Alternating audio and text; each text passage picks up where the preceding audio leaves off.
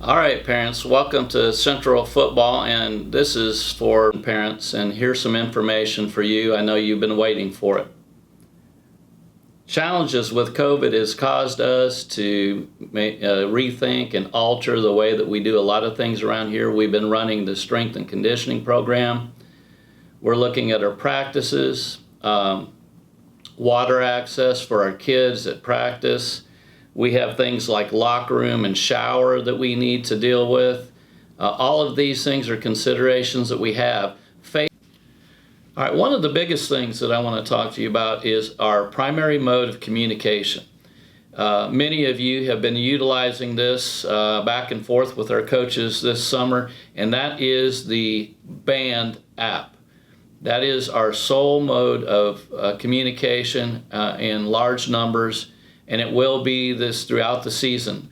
We'll put schedules on there. When there's changes to the schedule, we'll put that on the Band app. If you have questions for us, you're welcome to ask those questions on the Band, and we'll have someone respond to you. Coach Golden of course, has access to that. So if you have questions about the training room or injuries or anything like that, everything will go through the Band app this year. We need to get as many of you signed up as possible with that as quickly as we can. We used it this summer and it worked great. Our practice times, of course, is something that you'll be interested in.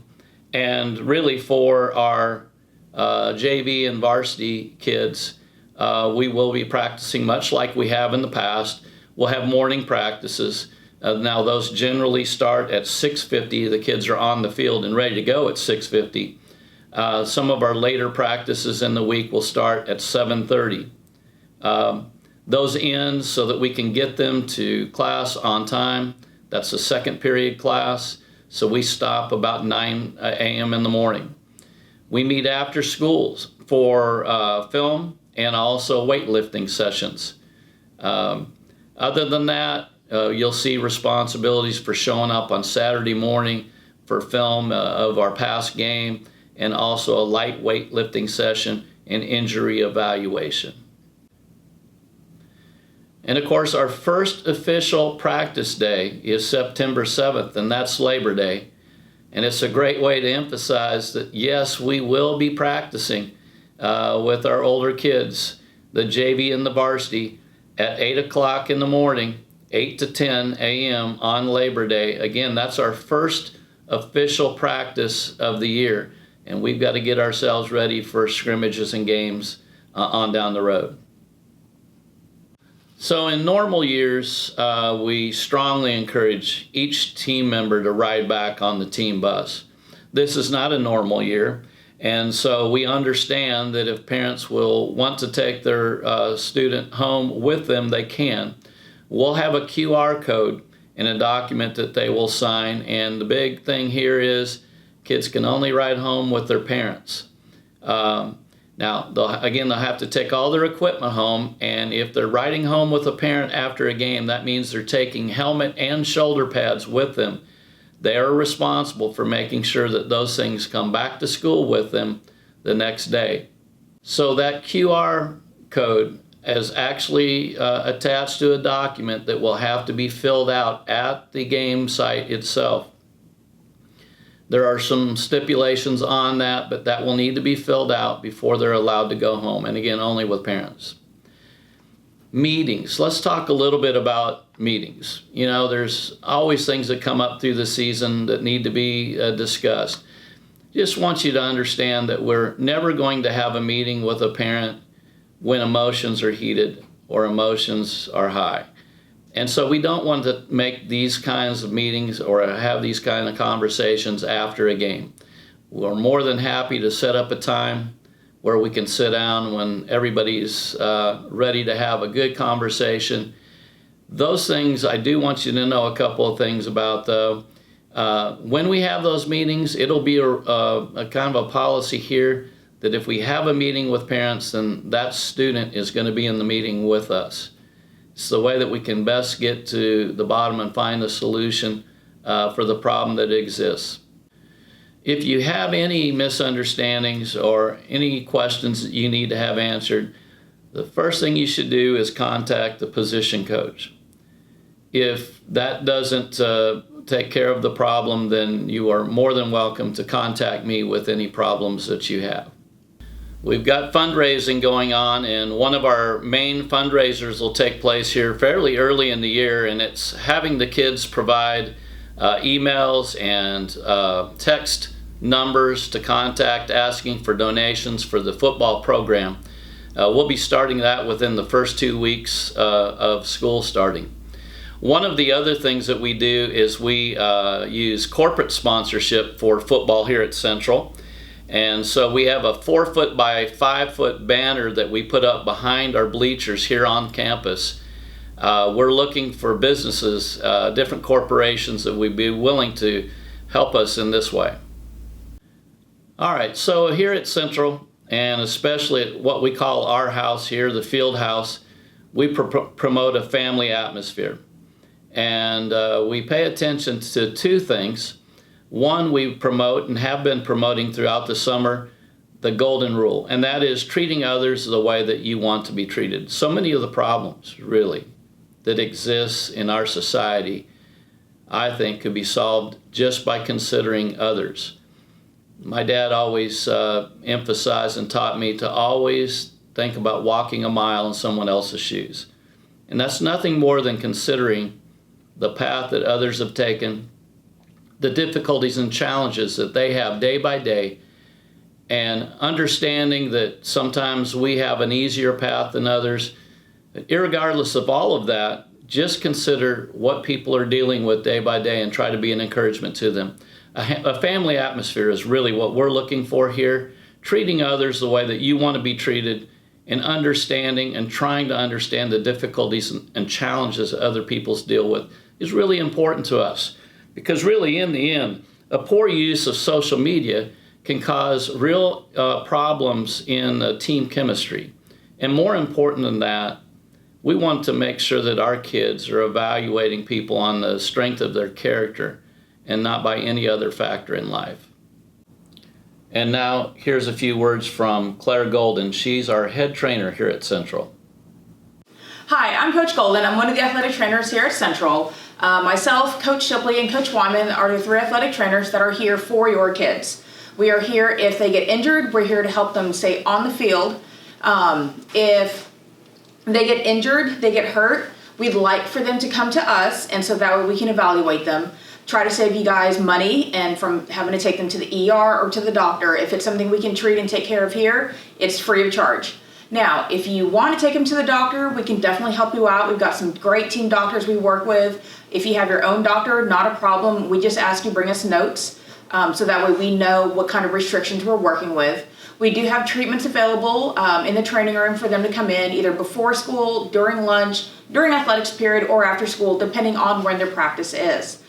We asked this year that they bring their own water source, so their own water jug. We will have water available for refill, but we'll be doing it themselves. And any other questions, you can feel free to reach out to Coach Sports or myself at our emails, and the coaches will get it to us. Thanks so much. And of course, we'd be remiss if we didn't mention something about the masks and when they're required and what kind of mask is required.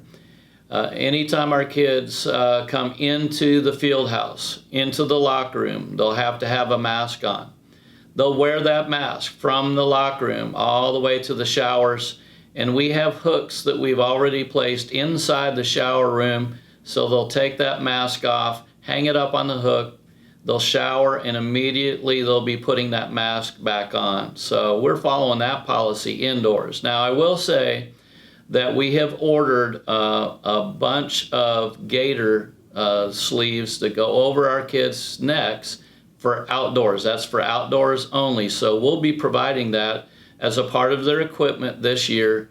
They'll be able to wear that underneath their helmet with all of their pads on so that they can pull that up over their face when it's needed and when it's required. And then they can also pull it down at the times when they're participating. So the laundry situation this year gets pretty interesting. And again, this is not a normal year, so we've had to make a lot of adjustments, and I appreciate so much that Y'all have been understanding and very patient with us, and even waiting on the information that we're giving to you now. Our laundry is going to be this way. We're going to issue a set of workout clothes and, of course, all the football equipment like we normally do. But we are going to allow our kids to wear what we call neutral colors, shorts and t-shirts, so that they actually have a second or third set of clothes to wear for practice each day. That would be white, black, gray, and crimson. Any combination of those can be worn as a t-shirt and shorts. And again, the rest of their equipment really is provided by us. So the things that you'll need to provide, the kids will provide for themselves or bring with them to practice, would be cleats, tennis shoes. They'll need a duffel bag this year, and I'll explain why here in a minute.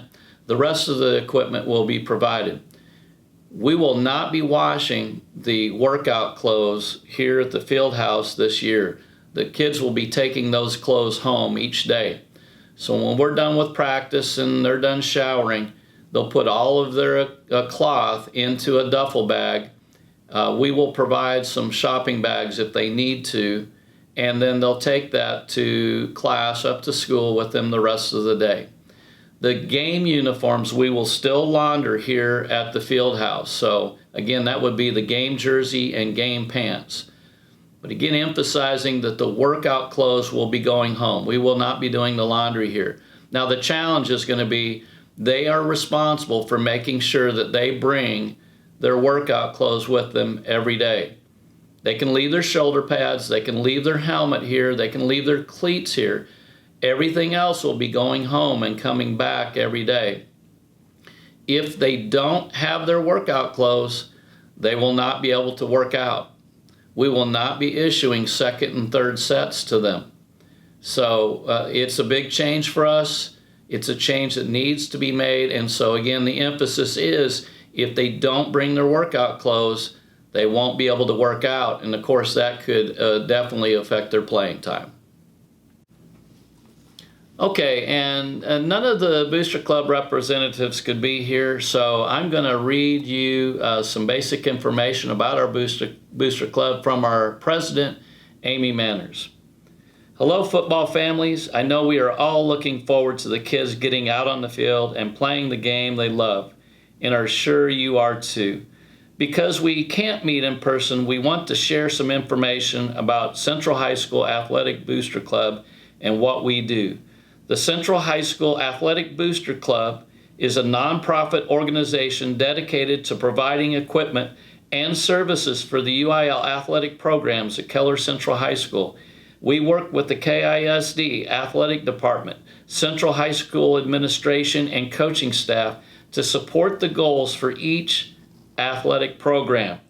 We are made up of volunteers, and we support all athletic teams of Keller Central High School, included but not limited to the following: purchasing varsity letter jackets, sports banquet tickets, athletic scholarships. We provided $10,000 in athletic scholarships for college-bound seniors. Supplementing purchases for the athletic department, for example, the football tunnel, the new softball backstop, and baseball halo are all items that Booster Club has helped purchase in the past. The funds for these purchases are earned through the sales of concession, spirit wear, athletic program ads, and donations. Membership information can be found at chsabc.org, or you can reach out via our Facebook page, Central High School Athletic Booster Club. The football team liaison this year is Sandy Walker, and she can help you as well. Membership is $25 per family, and it covers all sports your family participates in. Thank you for your time.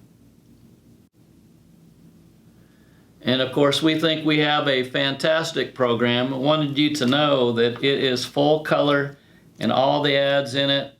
They put a lot of time in on that. A lot of senior ads are in there as well. It's a great program. Academics being the most important thing to us at Central. We have a no pass, no play policy. That's true across the state.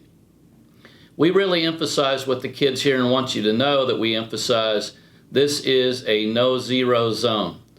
There's never a reason why a kid should get a 0 on an assignment.